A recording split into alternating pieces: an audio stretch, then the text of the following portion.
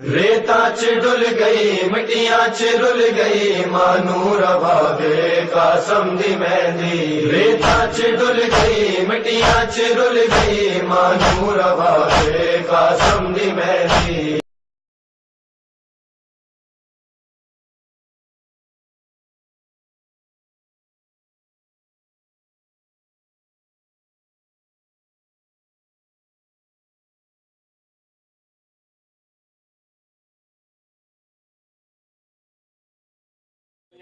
زندہ باد حسینیت زندہ باد حسینیت زندہ باد یزیدیت مرد آباد یزیدیت مرد آباد نعرہ حیدری حیدری مولا علی کی ذات پاک پر بلند تر صلوات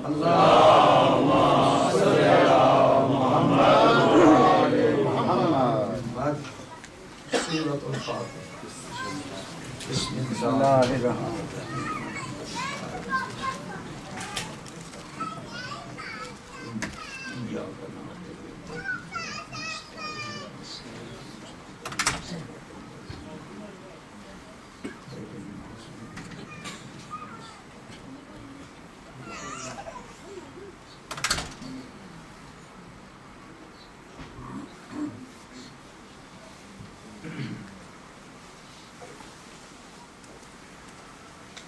اعوذ باللہ من الشیطان الرجیم بسم اللہ الرحمن الرحیم الحمد للہ رب العالمین الصلاة والسلام علی سید الانبیاء والمرسلین وآلہ الطیبین الطاہرین المعصومین وعلى أصحابه المنتجبين أما بعد فقد قال الله سبحانه وتعالى في كتابه المبين وخطابه المتين وقوله الحق وهو أصدق الصادقين بسم الله الرحمن الرحيم يوم ندعو كل أناس بإمامهم فمن اوتی کتابہ بیمینہ فاولئک یقرؤون کتابہم ولا یظلمون فتیلا ومن کان فی ہذہ اعمی فہو فی الآخرۃ اعمی واضل سبیلا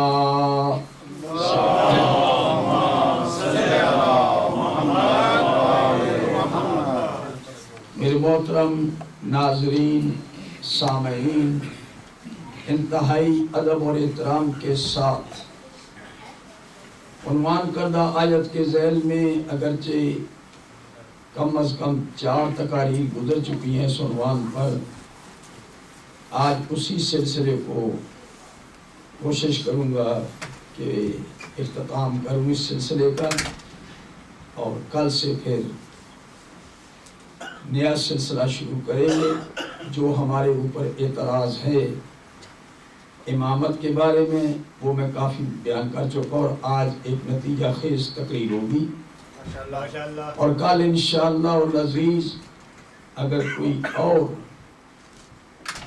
اچانک کوئی ضرورت نہ پیش آ گئی تو کل انشاءاللہ تقریر کروں گا اس عنوان پر کہ حضور پاک نے اپنی زندگی میں کسی کو وسیع بنایا یا نہیں۔ بہت زوردار ٹی وی کے اوپر پروپیگنڈا کیا جاتا ہے کہ حضور نے کسی کو وسیع نہیں بنایا، کوئی وصیت کی ہی نہیں، کوئی وصیت کی ہی نہیں۔ ایک اور وسیع کے بعد پھر کہ خلیفہ، کسی کو خلیفہ نہیں بنایا، تو یہ 2 عنوان انشاءاللہ اس کے بعد آئیں گے۔ آپ سے توجہ کا طالب ہوں، بڑے سکون کے ساتھ سنا کریں، علمی گفتگو ہوتی ہے اور ہوا میں بات جا رہی ہے، دنیا ساری سن رہی ہے۔ ہم نے اپنے اخلاق کا مظاہرہ کر کے علم کی روشنی میں اپنے عقائد اور نظریات کو ثابت کرنا ہے۔ ہمارا کوئی عقیدہ، کوئی نظریہ قرآن اور سنت کے منافی نہیں، اور عقل سلیم ہمارے تمام عقائد، نظریات اور ہمارے اعمال کی تائید کرتی ہے، تاریخی شواہد اس کے گواہ ہیں. توجہ ہے؟ سماعت پڑھیں ذرا بلند آواز سے.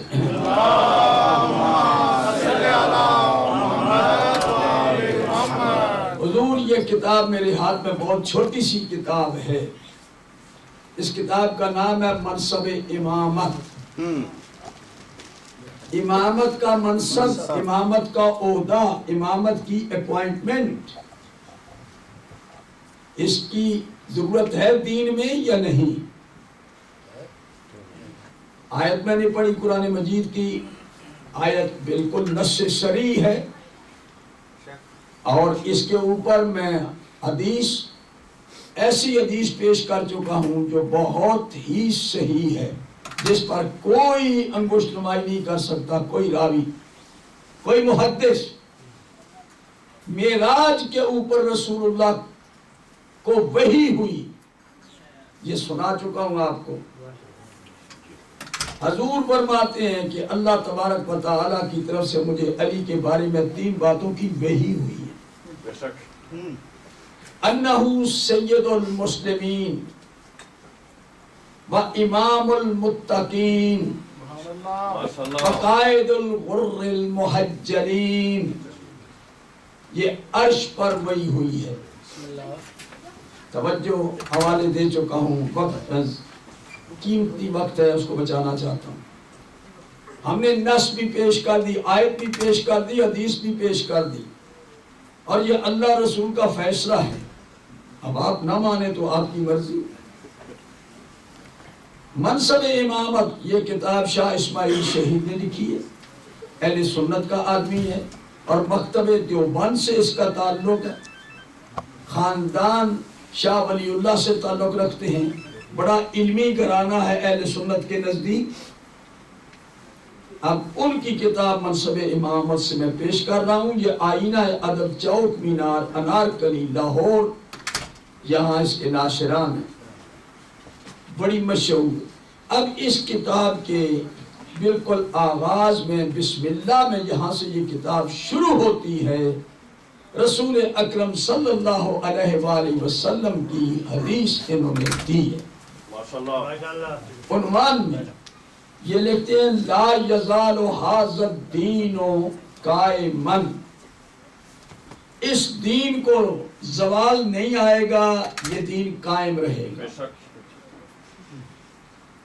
لا یزال ھذا الدین قائما، اپنی پوری شان و شوکت کے ساتھ، پورے لوازمات کے ساتھ، پورے اپنے ایسنشیلز کمپوننٹ کے ساتھ، جو دین کے تقاضے ہیں عقیدے کے اعتبار سے اور عمل کے اعتبار سے.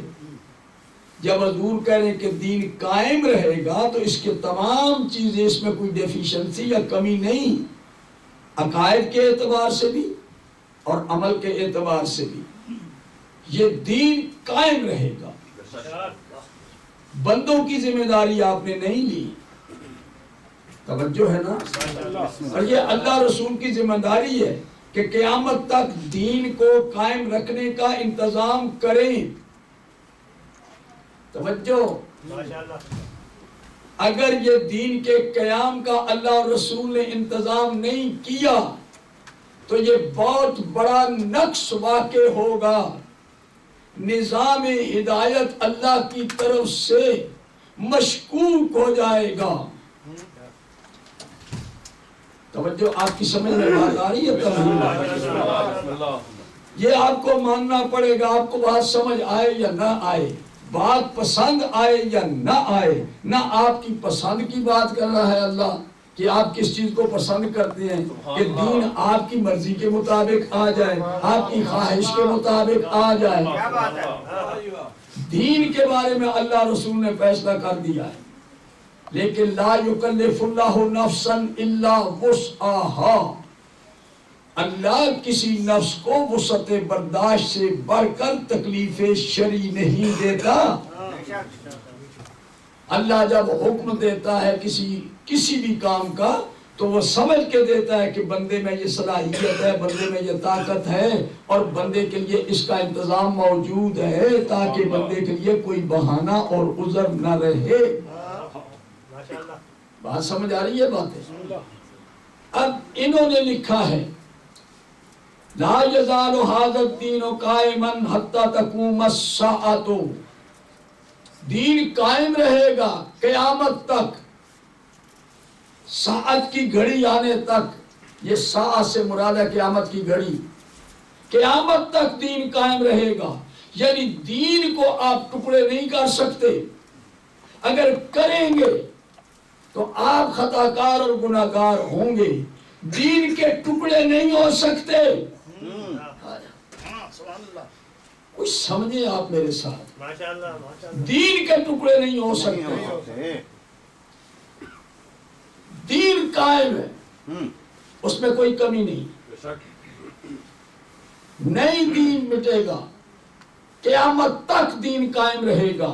اگر دین قائم رہے گا تو پھر ہی اللہ تعالیٰ کی طرف سے حجت ہوگی، حجت ہوگی کہ تم نے دین کو نہیں پہچانا، تم نے دین کو نہیں سمجھا، تم نے ہادیان دین کو نہیں پہچانا، میں نے تو دین کو قائم کیا ہے اور اس کا انتظام کیا ہے، اور تمہاری سوسائٹی کے اندر امام بھی میں نے بنا دیے ہیں جن کی وجہ سے دین قائم ہے۔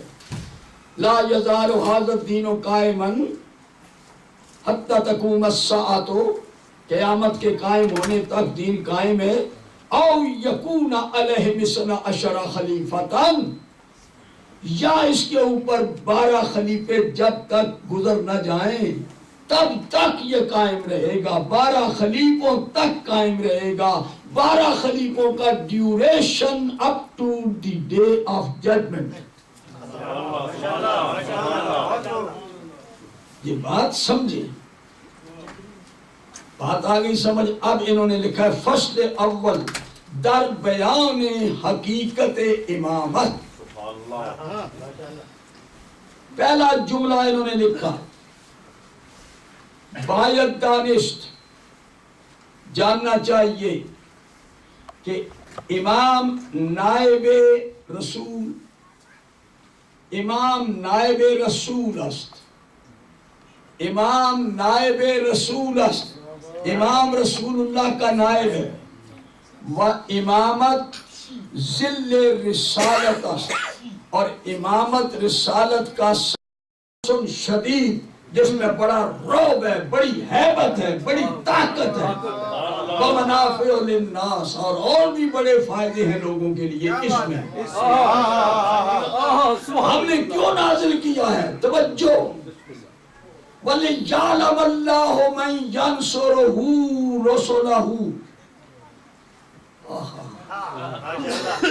وَلِيَعْلَمَ اللَّهُ مَن يَنصُرُهُ وَرُسُلَهُ بالغیب۔ اللہ آج جاننا چاہتا ہے، آزمانا چاہتا ہے کہ اللہ کی مدد کون کرتا ہے اور رسولوں کی مدد کون کرتا ہے۔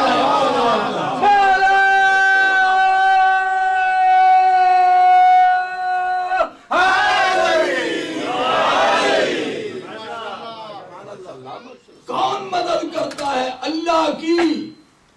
توجہ ہے، اللہ محتاج مدد نہیں، لیکن اللہ نے کہا ہے وَلِيَعْلَمَ اللَّهُ مَن يَنصُرُهُ، اللہ جاننا چاہتا ہے یعنی آزمانا چاہتا ہے کون نصرت کرتا ہے اس کی اور اس کے جملہ رسولوں کی، کیونکہ آج رسول اکرم پہ اگر آنچ آ جاتی ہے، رسول اللہ شہید ہو جاتے ہیں، قرآن ابھی اترا نہیں ہے، اس کے خزانے میں کوئی نبی اور نہیں ہے، یہ سلسلہ منقطع ہو جاتا ہے، سارے نبیوں کی محنت برباد ہو جاتی ہے۔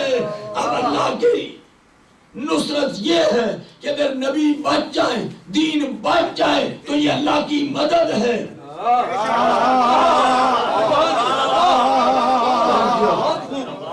کون اللہ رسول کی مدد کرتا ہے؟ رسولوں کی غیب کے ساتھ، ان اللہ قوی عزیز۔ لیکن یہ نہ سمجھنا کہ اللہ محتاج ہے، اللہ قوی بھی ہے اور غالب بھی ہے۔ مزہ آ گیا کہ یہ نہ کرے کہ وہ محتاج ہے، نہ محتاج نہیں، لیکن وہ دکھانا چاہتا ہے انظر کیف فضلنا بعضهم علی بعض۔ اوف، یہ کیٹیگری نکالنے والے عقیدہ بنایا ہمارے دوستوں نے کہ بعد از انبیاء سب سے افضل حضرت ابو بکر، اس کے بعد حضرت عمر، اس کے بعد حضرت عثمان، سر آنکھوں پر. لیکن کوئی دلیل تو دے، قرآن سے دلیل دے، حدیث سے دلیل دے، تاریخی واقعات شواہد ہسٹری جو ہے اس سے دلیل پیش کرے. نہ قرآن سے ثبوت، نہ حدیث سے ثبوت، نہ تاریخی حقائق سے ثابت. کیا ہوا؟ میرے دوست کہنے لگے نہیں امت نے اجماع کر لیا ہے.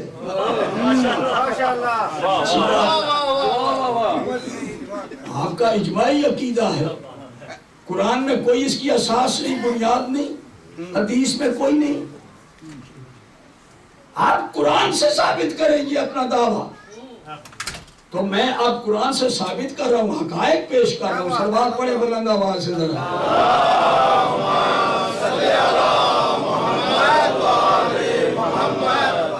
اب یہ آیت سن لے، انظر کیف فضلنا بعضهم علی بعض. دعوت دی اللہ نے خود. دیکھو اپنے گھر میں بیٹھ کے، اپنے چولہے پر بیٹھ کے یہ نہ فیصلے کر لو کہ فلانا افضل، فلانا افضل، فلانا افضل. ہم نے فضیلت دی ہے، انظر غور اس پر کرو کہ ہم نے کس کو کس پر فضیلت دی، کس کو کس پر فضیلت دی. والآخرۃ اکبر درجات و اکبر تفضیلا، اور ان کے درجے تو آخرت میں اس سے بھی زیادہ بلند ہیں. اب تلوار آئی، انزلنا الحدید فیہ باس شدید ومنافع للناس ولیعلم اللہ من ینصرہ ورسلہ بالغیب. علی علیہ السلام کو تلوار ملی. اب علی علیہ السلام نئے اسپرٹ کے ساتھ جہاد شروع ہے. رسول اللہ حکم دیتے جاتے ہیں، علی لپک لپک کے. ان کا ٹارگٹ کیا تھا کہ رسول اللہ کو ختم کرے. یہ مین ایم ان کا آبجیکٹو یہی ہے اور کچھ نہیں. لیکن حضرت علی اور حضرت ابو دجانہ نے ان کا یہ سارے عزائم خاک میں ملا دیے. جبرائیل امین نے جب تلوار دی ہے تو جبرائیل امین پاس کھڑے ہو کے اب جنگ کا منظر دیکھ رہا ہے، جنگ کا منظر دیکھ رہا ہے. اور جبریل پکار کے کہتا ہے یا رسول اللہ، علی نصرت کا حق ادا کر رہا ہے، نصرت کا حق ادا کر رہا ہے. تو حضور نے فرمایا کیوں نہ ہو، علی منی و انا منہ، میں علی سے ہوں، علی مجھ سے ہے، وہ مجھ سے جدا نہیں ہو سکتا. اگر وہ میری مدد نہیں کرے گا تو کون کرے گا؟ جبریل نے جھوم کے کہا و انا منکما و انا منکما، اور میں تم دونوں میں سے ہوں.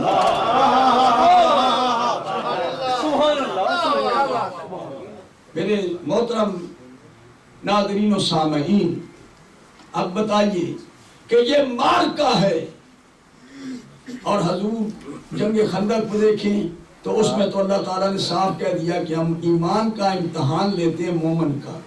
تو اب بتائیے پہاڑ پر جانے والے، میدان چھوڑ کر جانے والے، رسول کی آواز سننے کے بعد پیچھے پلٹنے والے، نہ پلٹنے والے، ان کا مقام کیا ہے اور علی کا مقام کیا ہے؟ تو میں عرض کرنا چاہتا ہوں، حضرت علی علیہ السلام، یہ تو میدان جنگ ہے نا. اب علمی میدان میں دیکھیں، کیا بات ہے، سمجھ آ گئی. کوئی ہے، یہ ریاض النظرہ محب الدین طبری میں لکھا ہے، سوائے علی علیہ السلام کے کسی نے یہ دعویٰ نہیں کیا. سلونی سلونی عن کتاب اللہ، اللہ کی کتاب کے بارے میں مجھ سے پوچھو. کسی صحابی نے یہ دعویٰ نہیں کیا. تمام محدثین مورخین نے لکھا ہے، اس میں بھی لکھا ہے کہ سوائے امیر المومنین علی ابن ابی طالب نے کسی نے ان کے سوا کسی نے دعویٰ نہیں کیا. اللہ کی کتاب کے بارے میں مجھ سے پوچھو، میں جانتا ہوں کون سی آیت کہاں اتری، کیسی اتری. اور پریکٹیکلی جن بزرگوں نے یہ کہا تھا مصلحت کے تحت، سیاسی غرض کے تحت کہ قرآن کافی ہے، قرآن قرآن کاپی کہا تھا ہاں اور یہ حدیث کرتاس 7 جگہ پر آئی ہے اور میں نے اس کتاب میں 7 مقامات دیے ہیں حدیث کرتاس کے. اور علامہ شہرستانی اہل سنت کے بہت بڑے عالم جنہوں نے اپنے طریقے کے مطابق اپنے مسلمات کی روشنی میں یہ لکھا ہے کہ فرقے کیسے بنے، جماعتیں کیسے بنی. توجہ ہے نا. فرقہ واریت پر تاریخ کی کتاب لکھی ہے انہوں نے اپنے عقیدے کے مطابق، اپنی معلومات کے مطابق. لیکن انہوں نے اس کتاب کو جب لکھا تو سب سے پہلے انہوں نے کہا کہ first difference between Muslim community, پہلا اختلاف امت کے اندر کب ہوا؟ انہوں نے کہا جب رسول بستر رسول پر تھے وفات پر، وہ رسول اللہ برگے مجری مرض وفات اسی میں ہے، آپ فوت ہوئے، آپ کا وصال ہوا، اس مرض میں آپ مبتلا ہیں. تو آپ نے فرمایا لاؤ کچھ تحریر کا سامان میں لکھ دوں کہ میرے بعد تم گمراہ نہ ہو جاؤ. بڑی ریلیونٹ چیز ہے، بہت موسٹ ریلیونٹ، کہ 2 جہان کا سید و سردار جس نے قیامت تک ہدایت کا انتظام اپنے ذمے لیا ہے، ہدایت کا انتظام اپنے ذمے لیا ہے، وہ دنیا سے جا رہا ہے. اب اس کے لیے وصیت کرنا چاہتا ہے کہ میرے کام کو کون انجام دے گا میرے بعد. کیا بات ہے. یہ نہیں وصیت تو اور کیا ہے؟ ارے تم نے لکھوائی نہیں، روڑے ڈال دیے. کہتے ہیں وصیت ہی کوئی نہیں، قلم دبا دیتے میں پتہ چلتا وصیت ہوتی ہے یا نہیں.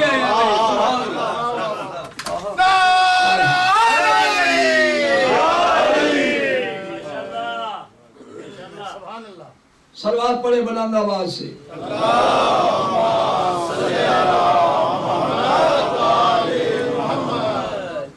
تو اب بتائیں اب رسول اکرم کے نائب کے لیے ضروری ہے، انہوں نے جو کتاب میں لکھا ہے کہ امامت ذل رسالت است، امامت رسالت کا سایہ ہے. اور یہ بھی کہا کہ یاد رکھو نائب کو پہچاننے کے لیے منیب کی دیکھیں. اگر آپ نے نائب انتخاب کرنا ہے نا تو پہلے منیب کو دیکھو کہ منیب جو جا رہا ہے اس نے کون سے کام چھوڑے ہیں، وہ کیا کر رہا تھا اس کی جگہ پر کام کرنے کے لیے. لہذا انہوں نے خود لکھا ہے کہ آپ نائب کو چننے کے لیے منیب کو پہلے کنسیڈر کریں. منیب کیا تھا؟ اگر اس کے کام پتہ چل جائے تو پھر اس کی سوٹیبلٹی دیکھنا کہ اب کون ہے جو اس کام کو جاری کر سکے. اور آپ نے انہوں نے لکھا ہے کہ یاد رکھو یہ جو نیابت ہے اس میں جو امامت کو انہوں نے لکھا ہے خلاصے کے طور پر پیش کرتا ہوں کہ یہ بندوں کے بنانے سے نہیں بنتا. انہوں نے لکھا ہے صفحہ نمبر 68 کے اوپر سبحان اللہ، یعنی امامت فی الحقیقت از عطایائے ربانی است. فی الحقیقت امامت اللہ تعالیٰ کا عطیہ ہے، اللہ کی عطا ہے، اللہ کی. وہ بہتر جانتا ہے کہ کون سوٹیبل ہے میرے حبیب کو ریپلیس کرنے کے لیے. تو صاحب لکھا عطایائے ربانی است نہ از اصطلاحات انسانی. اب یہ آپ اصطلاحی معنی استعمال کر رہے ہیں، میری طرف توجہ. آپ معنی کرتے ہیں امام کے اصطلاحی معنی، حقیقی معنی نہیں کہ جو آ گیا وہ امام، جو آ گیا وہ امام، امام ایک طرف بن گئی. تو انہوں نے صاحب کہہ دیا کہ اصطلاحی معنی نہیں چاہیے، عطایائے ربانی ہے کہ امام وہ ہوگا حقیقت میں جس کو اللہ نے عطا کیا ہے، اللہ کی بخشش ہوگی جس پر. اور اس کے بعد آگے انہوں نے بتایا ہے نقطے کو، امامت ذل رسالت اس مبنائے عام بر اظہار اسنا کے بعد اخفاء. امامت رسالت کا سایہ ہے اور اظہار پر مبنی ہے. امام کو چاہیے کہ اپنی امامت کا اظہار کرے اور دلیل پیش کرے اپنی امامت کی.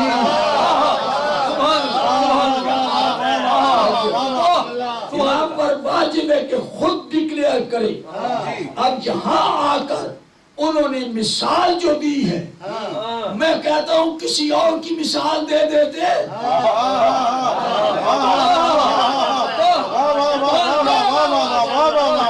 امامت ذل رسالت است مبنی بر اظہار است، اظہار پر مبنی ہے اور نہ بر اخوا بخلاف سائر ارباب ولایت. ہر ولی اللہ کا تائید یافتہ ہوتا ہے لیکن ہر ولی امام نہیں ہوتا. ولی خاموش بھی رہتے ہیں لیکن اگر ولی امامت کے منصب پہ فائز ہو تو اس ولی کو اللہ کے حکم کے تحت اعلان کرنا پڑے گا. علی ولی بھی ہے، علی ولی بھی ہے لیکن خاموش نہیں. اس پر واجب ہے کہ اپنی امامت کا اعلان کرے.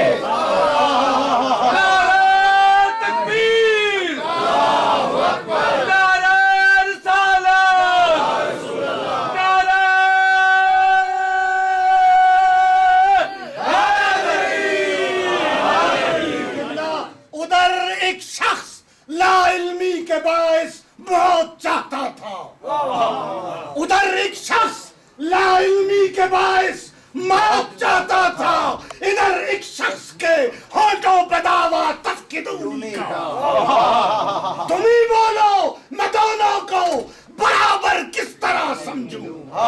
تم ہی بولو میں دونوں کو برابر کس طرح سمجھوں. ادھر کشکو لولا کا، ادھر منبر سلونی کا.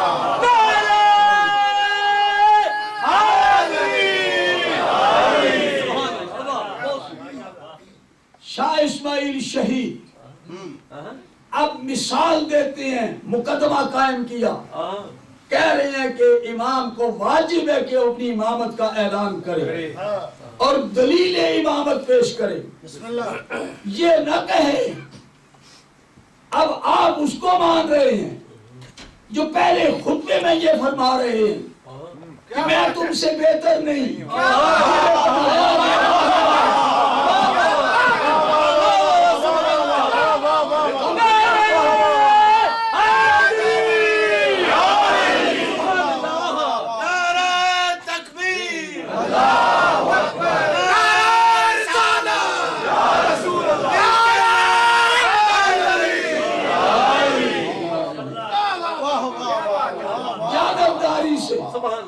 بتا دیا کہ مجھے تم نے بنایا ہے، اللہ رسول نے مجھے نہیں بنایا. جب میں اللہ رسول کے حکم پر چلوں تو میرے پیچھے چلنا، ورنہ اگر میں بھٹک جاؤں تو میری اصلاح کرنا. میرے محترم سامعین و ناظرین، اب شاہ اسماعیل شہید منصب امامت لکھ رہا ہے. ایسی مثال کیوں نہیں دی اس نے؟ اب یہاں اس نے لکھا کہ یہ امام پر واجب ہے کہ اپنی امامت کے لیے کوئی دلیل پیش کرے، حجت تمام کرے. جیسا کہ مثال دی، جیسا کہ امیر المومنین علی ابن مرتضیٰ سے منقول ہے، امام علی مرتضیٰ سے یہ دعویٰ منقول ہے. آپ نے فرمایا انا صدیق الاکبر، میں صدیق اکبر ہوں، میں صدیق اکبر ہوں. لا یقولها بعدی الا کذاب، میرے بعد کوئی یہ جملہ نہیں کہہ سکتا سوائے کذاب کی، جھوٹے کی. دلیل امامت پیش کرتے ہیں. وَأَنَا الْقُرْآنُ النَّاطِقُ، میں بولتا ہوا قرآن.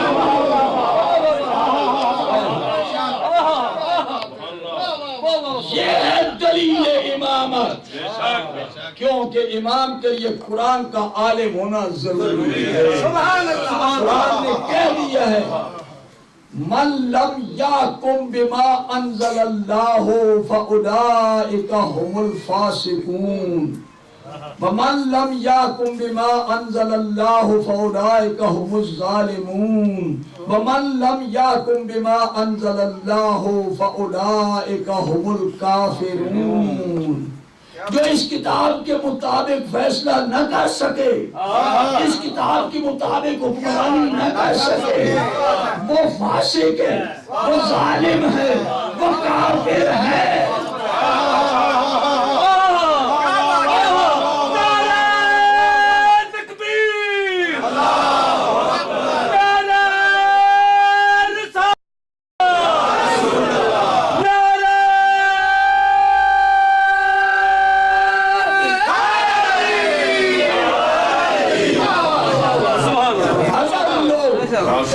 کیا بات ہے اگر لوگ سمجھ جاتے کہ امامت کا مستحق کون ہے،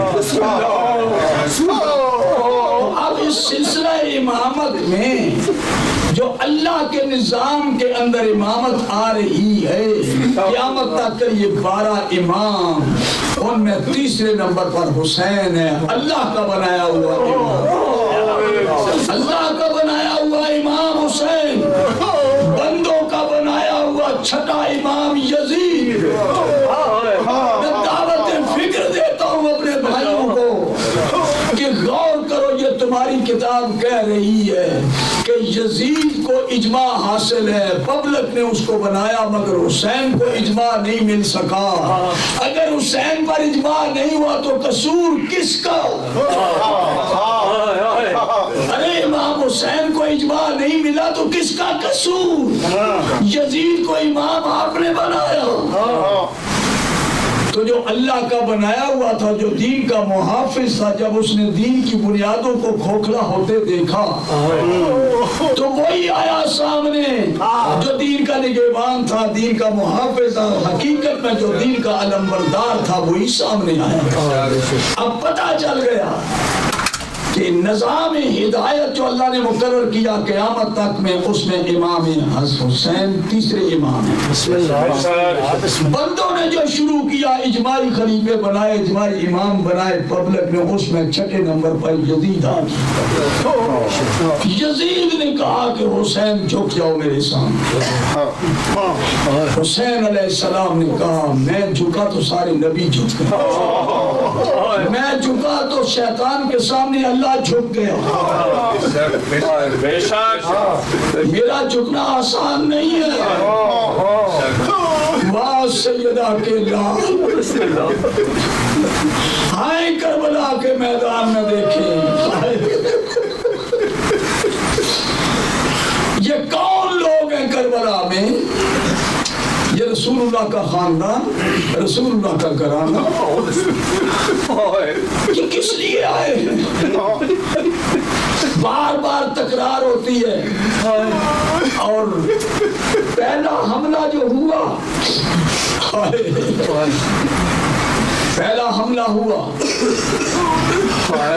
اس پہلے حملے میں جو زور کی نماز سے پہلے بھرپور حملہ ہوا تھا، 50 امام حسین کے ساتھی شہید ہو گئے۔ وہ اپنے طور پر گمان کر رہے تھے کہ ہم نے پانی بند کیا اس لیے کہ گھبرا کے بچے تڑپیں گے، پیاسے ہوں گے، تو پھر یہ تھوڑی تھوڑی دیر کے بعد پیشکش کر دیتے تھے حسین جھک جاؤ یزید کے سامنے، حسین جھک جاؤ یزید کے سامنے۔ حسین کی نظریں اللہ پر لگی ہوئی ہے، اللہ پکار کے کہہ رہا ہے کہ میرا بندہ گھر لٹا دے گا، ذبح ہو جائے گا، مگر شیطان کے سامنے نہیں جھکے گا، میں نے فیصلہ کیا۔ یہ دین کی دلیل ہے، دین کی دلیل، حسین دین ہے، سمٹ کے آ گیا۔ یہ کربلا میں جتنے ہیں یہ اصل دین اسلام ہے،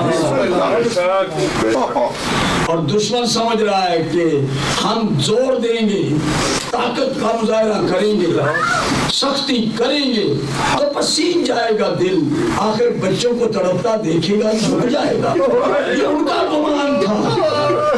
اللہ میں قربان جاؤں، کربلا والے چھوٹے چھوٹے پیاسے بچے، کتنے تنہا بچے تھے، اور میری جانیں قربان ان پاؤں کے اوپر جو بچوں کو تسلیاں دے رہی ہے کہ خبردار آقا کے سامنے کبھی بھی یہ ذکر پیاس کا نہ کرنا۔ اللہ اکبر، کتنے صابر بچے ہیں، سمجھتے ہیں رضا الہی کو۔ خدا کی قسم دنیا والوں سٹڈی کرو کربلا والوں کو، کربلا والوں کو سٹڈی کرو، ایک ایک فگر حقیقت میں اس کے اوپر تو انسانیت کی یعنی جوہر پیش کر رہا ہے ایک ایک شخص. بچے بھی، کوئی بچہ خائف نہیں دشمن سے، موت سے ڈرنے والا نہیں. میرے محترم سامعین، آیت کیا ہے قرآن میں؟ فَتَمَنَّوُا الْمَوْتَ إِن كُنتُمْ صَادِقِينَ، اگر سچے ہو تو موت کی تمنا کرو. وہ مجھے گروہ دکھاؤ. موت کی تمنا کرنے والے ہوتے تو رسول اللہ کا ساتھ نہ چھوڑتے.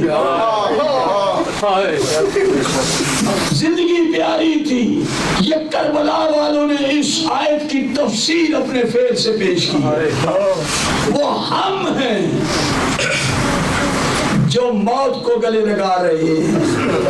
امام حسین علیہ السلام کا بھرا گھر لگا ہوا ہے بازی پر کہ دین کو بچانا ہے، دین کو بچانا. جب آپ کے احباب انصار زور کی نماز تک کافی شہید ہو گئے، اب صرف اپنا خاندان چھوٹے چھوٹے آل محمد بنو ہاشم آپ قربان ہو رہے ہیں. کافی قربانیاں ہو گئی. علی اکبر شہید ہو گئے اور حضرت جعفر طیار کے پوتے سب شہید ہو گئے. اللہ اکبر. قاسم کی ماں بیٹا میں رات بھر تمہیں نصیحتیں کرتی رہی، تمہارے چچا پہ سب قربان ہو رہے ہیں، قاسم جاؤ. اس نے کہا راؤ لو. قاسم آئے، امام حسین کے سامنے کھڑے ہو گئے سر نگوں. امام نے فرمایا بھتیجے کیا فرمائش لے کے آئے ہو؟ کہا چچا بس ایک درخواست لے کے آیا ہوں. میری ماں مجھے بار بار کہہ رہی ہے کہ جلدی جاؤ جلدی جاؤ. چچا مرنے کی اجازت چاہتا ہوں، آپ کی نصرت میں جانا چاہتا ہوں، آپ کی مدد کے لیے. امام حسین علیہ السلام نے کہا کہ ماں سے ذرا اجازت لے لو. کہا میں نے ماں سے تو اجازت لے لی ہے، میری ماں بار بار مجھے استقاضا کر رہی ہے کہ جاؤ جاؤ قاسم. قاسم کا سن کتنا ہے؟ یعنی زیادہ سے زیادہ 12 سال. ابھی بالغ نہیں ہوئے. تمام مفسرین نے لکھا ہے بلوغ کو نہیں پہنچا حضرت قاسم. کوئی چہرے کے اوپر بال نہیں آئے، آفتاب اور مہتاب کی طرح چہرہ چمک رہا. حمید ابن مسلم کہتا ہے کہ لشکر امام حسین میں اس جیسا حزین بچہ میں نے نہیں دیکھا. ایسی جیسے چوبی کا چاند زمین پر اتر آیا ہے، اس طرح رخسار چمک رہی ہے.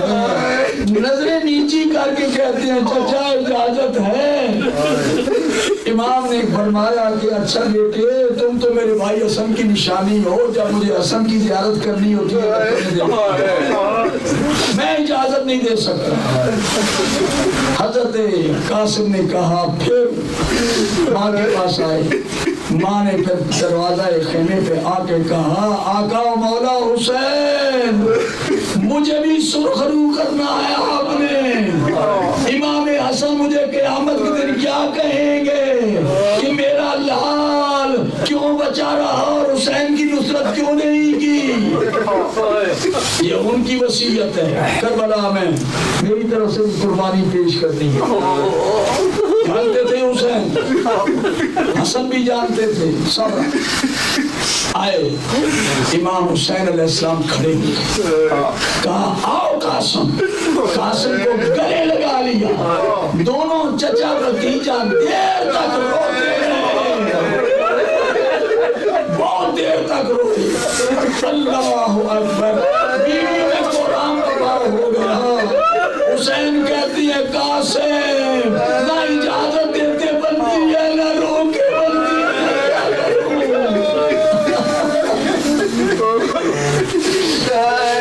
امام نے اجازت دی. اللہ اکبر. امام علیہ السلام نے قاسم کو خود تیار کیا.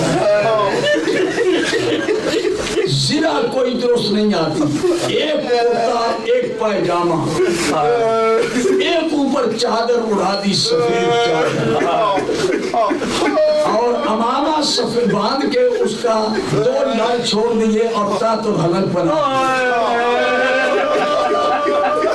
सफेद चादर ले लो बेटा ऊपर, सफेद चादर ले ली, सवारी पे सवार हूँ। हजरत अब्बास को कहा कि आओ इस मुजाहिद को सवार करो, कासिम को सवार किया, लेकिन पांव रकाब में पूरे तौर पर जम न सके। एक झटका लिया और दोनों पांव घोड़े के पेट के साथ बांध जूता पहने हैं, एक इमाम हुसैन अलैहिस्सलाम ने अपने भतीजे पर रवाना किया और ये कहा कासिम अब अपनी मर्जी से जा रहे हो, कासिम अपनी मर्जी से मौत की तरफ जा रहे हो। उन्हें कहा चचा क्यों ना हो, ये लईन जो आपके खून के प्यासे हैं, मैं आपकी नुसरत करना चाहता हूँ और अपने बाबा को भी सुरखरू करना चाहता हूँ। अल्लाह अकबर।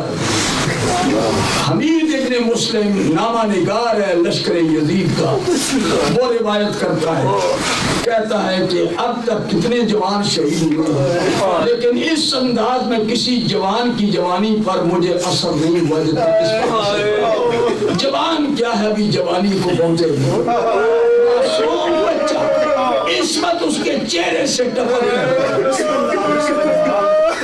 इतना जुर्रत के साथ करीब आ गया कि लश्कर आदा भी हैरान हो गया कि इस बच्चे ने क्या किया।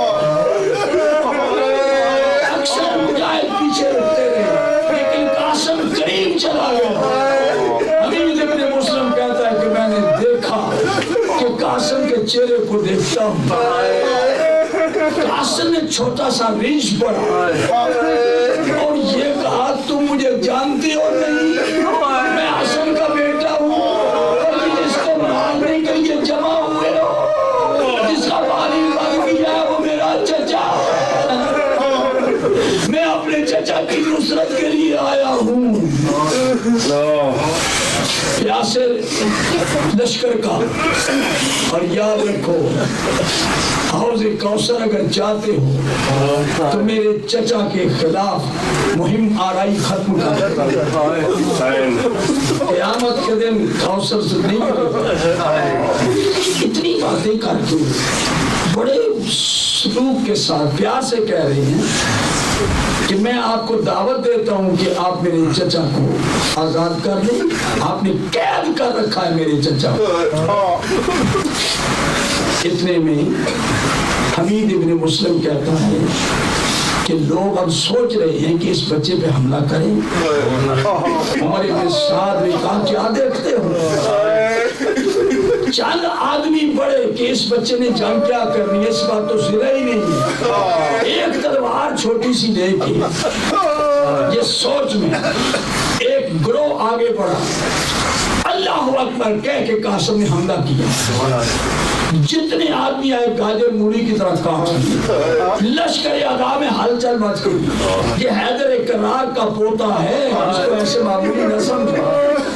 चारों तरफ से शहजादे को घेर लिया गया, शहजादे ने खूब जंग की और याद रखना 70 आदमी वासले जहन्नम किए, कई सवार और कई प्यादा। जब 70 आदमी मौत के घाट उतार चुके तो अब उमर इब्ने साद इब्ने नफील अज़दी वो खड़ा हुआ और ने कहा कि मैं इस शहजादे का काम तमाम करता हूँ। हमीद इब्ने मुस्लिम ने कहा कि इतना लश्कर के थोड़ा है, तू आराम कर। उन्होंने कहा नहीं, आगे बढ़ा। शहजादा एक तरफ रुख करके जंग में मसरूफ था कि इस लईन ने पीछे से तलवार मारी,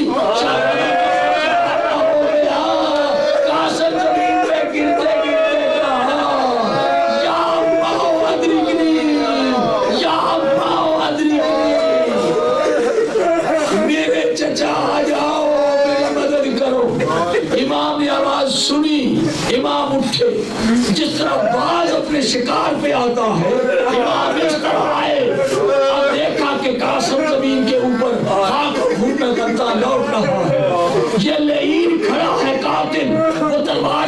چاہتا ہے امام حسین آئے، آپ نے بڑھ کے تلوار کا وار کیا، اس نے ان کا بازو کٹ کے گرا دیا، وہ چیخا، ٹڈی کا لشکر امام حسین کے اوپر ٹوٹ پڑا۔ عزادارو، کوئی دائیں کوئی بائیں، کوئی آگے پیچھے سے گھوڑے دوڑ رہے ہیں، حسین کبھی اس کے پیچھے کبھی اس کے پیچھے، شہزادہ پکار رہا ہے، چچا چچا میری مدد کرو، چچا میری مدد کرو۔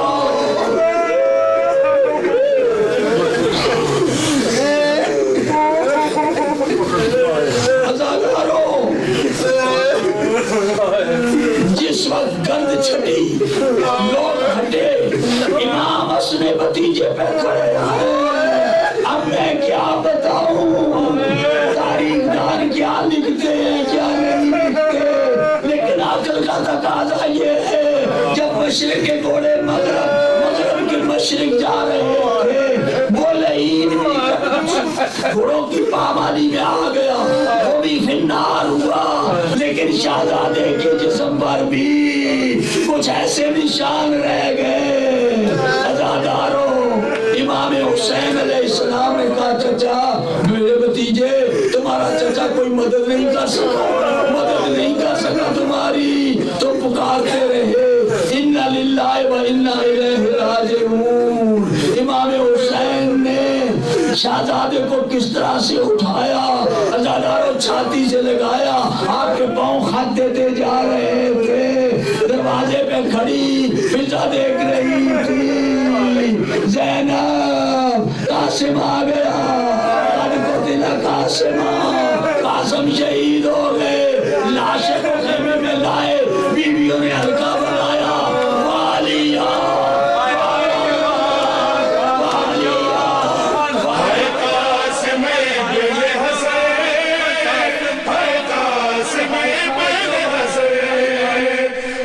قاسم ابن حسن، ہے قاسم ابن حسن، ہے قاسم ابن حسن، ہے قاسم ابن حسن، ہے قاسم ابن حسن۔ کربل کی گرم ریتی پہ ہے ٹکڑے تیرا بدن، ہے قاسم ابن حسن، ہے قاسم ابن حسن، ہے قاسم ابن حسن، ہے قاسم ابن حسن۔ ماں رو رو کے کہتی ہے اس دن کے لیے پالا تھا، میری لاج رکھی ہے